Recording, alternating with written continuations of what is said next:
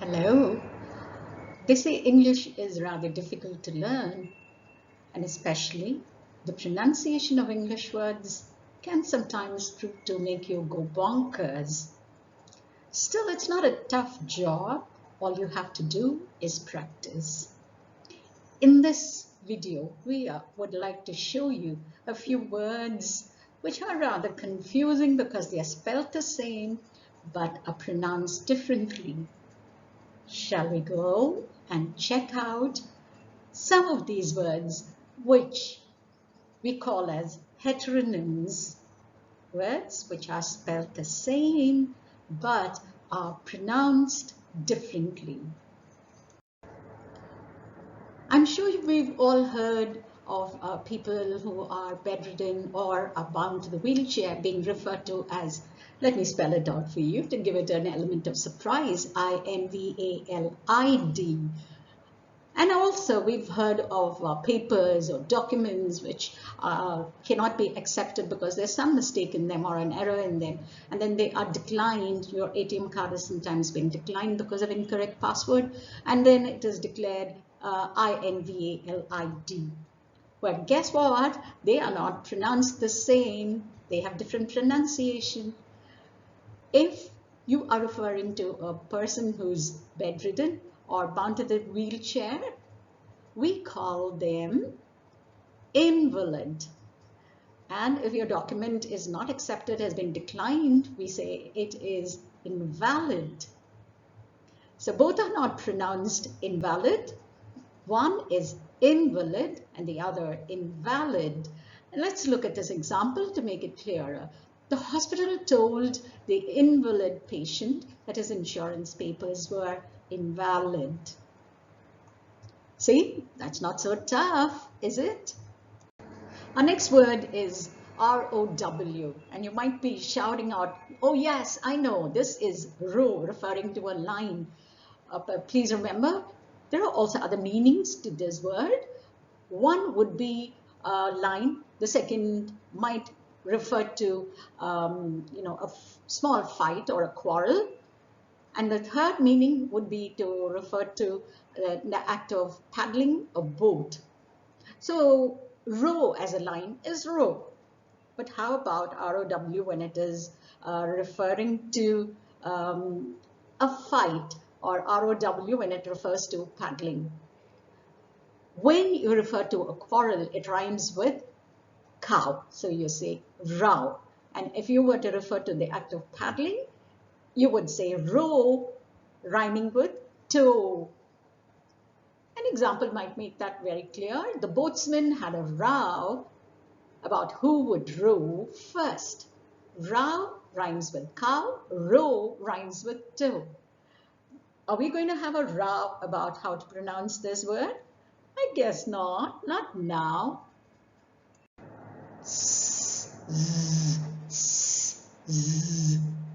I'm sure you must be wondering whether this is a snake. No, that's just me trying to tell you that CLOSE has two sounds to it, S and Z.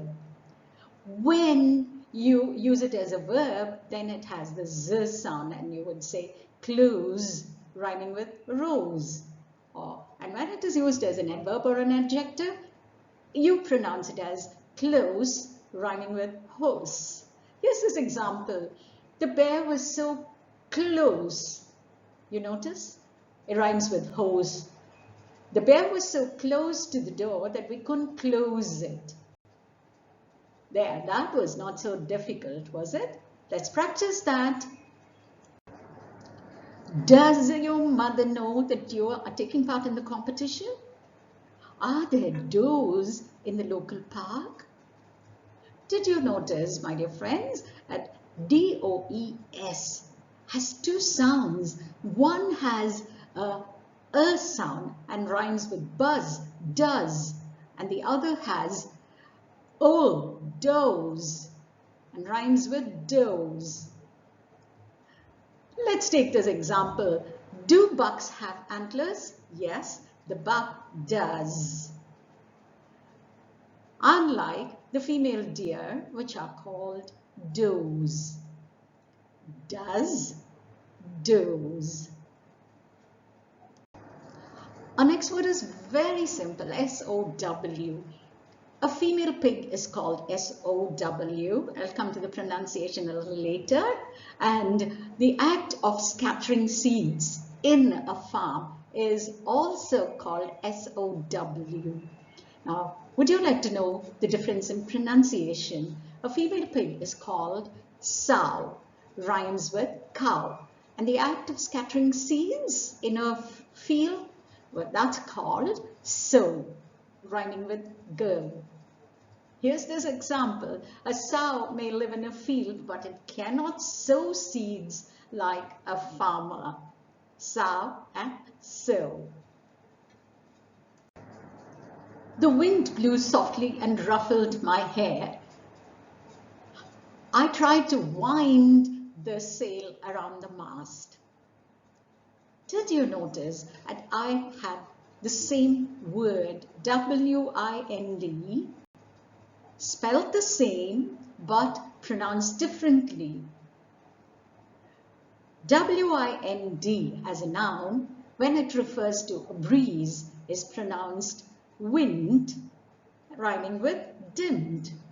But when it refers to the act of taking something around and around, now that is called wind. Look at this example. The wind was too strong to wind the sail around the mast. Wind and wind. Ever tried cutting onions?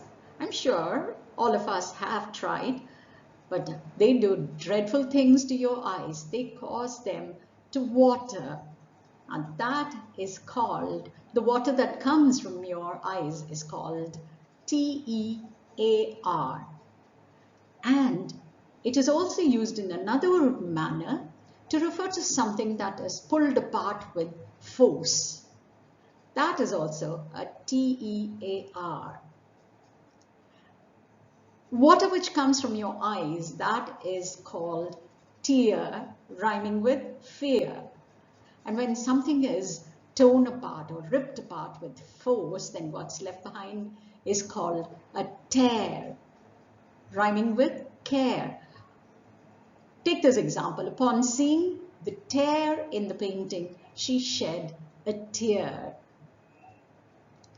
Tear, tear.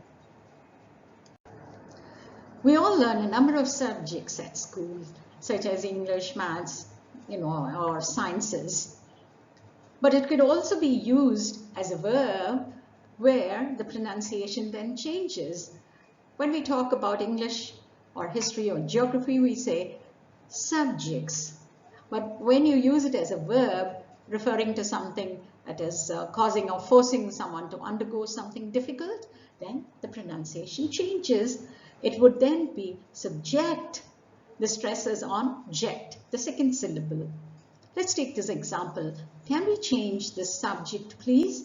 I do want to subject you to boredom. A little difficult, but with practice, you can master it. Can we change the subject, please? I do want to subject you to boredom.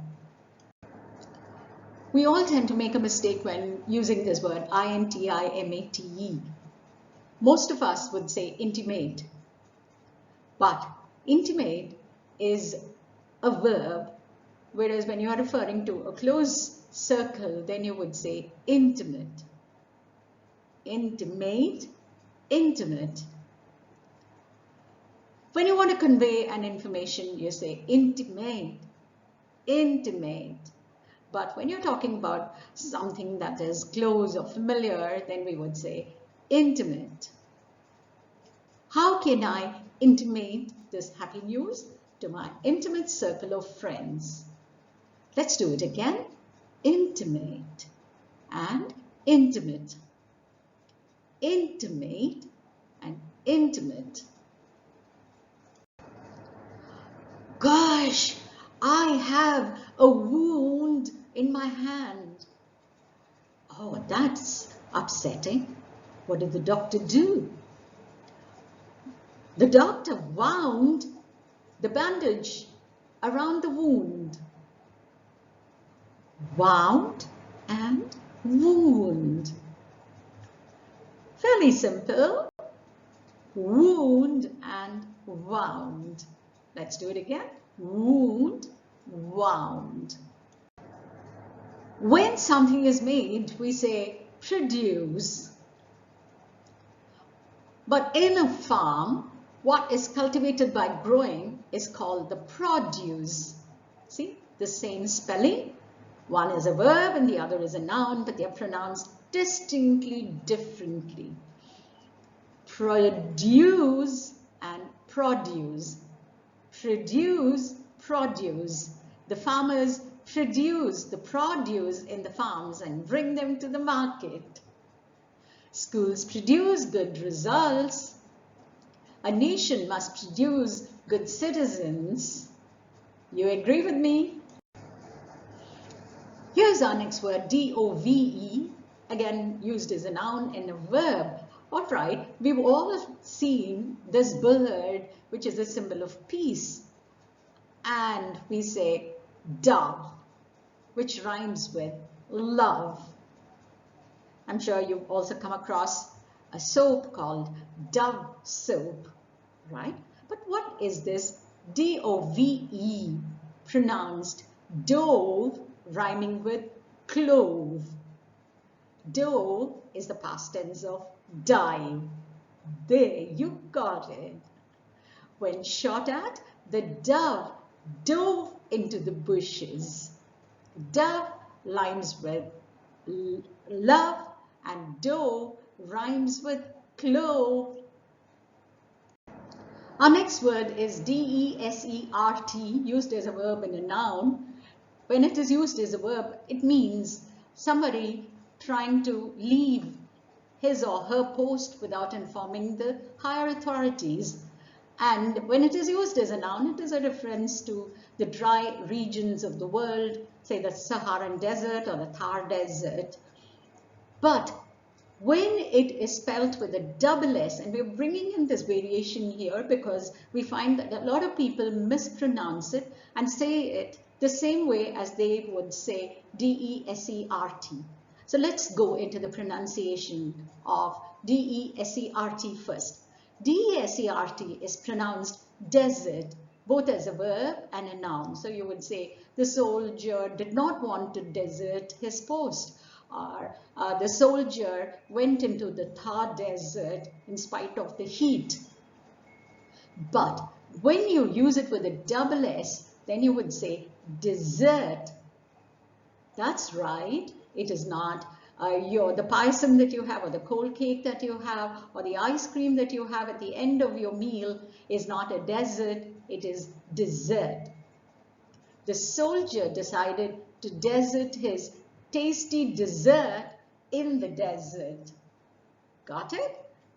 Desert, dessert. Our next word is polish and polish, both referring to two different things. When you make a circular motion and go up and down and try to bring a shine to a surface, then we say polish, rhyming with paw. But let's say you have a guest or a visitor from Poland, you would not refer to them as Polish, but as Polish, rhyming with po, rhyming with go. Polish and polish. That's right. Thank you for having been with us the last 14 or 15 minutes or so in order to learn how to say a few words which are spelled the same but are pronounced differently. This is not the end of it all. English language has lots more words which are spelled the same but are pronounced differently, and what we've brought you here is just a drop in the ocean. But a start is a start. And today, what we've learned, I'm sure you can practice, perfect, and use in your conversations confidently. Till we meet again, bye.